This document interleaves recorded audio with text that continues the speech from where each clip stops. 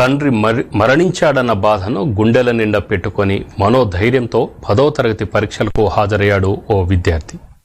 నిర్మల్ జిల్లా కడెం మండలం మొర్రిగూడెంలో 10వ తరగతి పరీక్షలో హాజరయ్యాడు తక్కెళ్ల రోహిత్. తండ్రి వెంకటి గత వారం రోజులుగా అనారోగ్యంతో ఆసుపత్రిలో చికిత్స పొందుతూ రాత్రి మృతి చెందాడు. అయితే తన భవిష్యత్తును దృష్టిలో పెట్టుకొని గుండె నిండా బాధను ఉంచుకొని మనోధైర్యంతో పరీక్షకు హాజరయ్యాడు. రోహిత్ క్రమశిక్షణ, పరీక్ష రాయాలనే పట్టుదలను చూసి పలువురు అభినందించారు.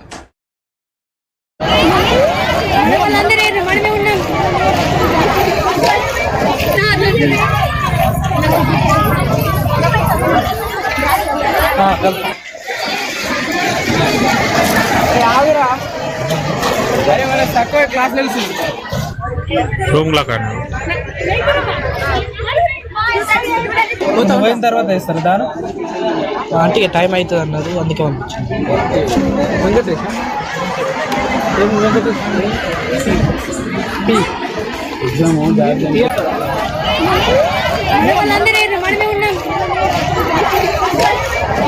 ఎట్లా చనిపోయిండు? హాస్పిటల్ 1 వీక్ ఉండే, 1 వీక్ హాస్పిటల్ ఉండే.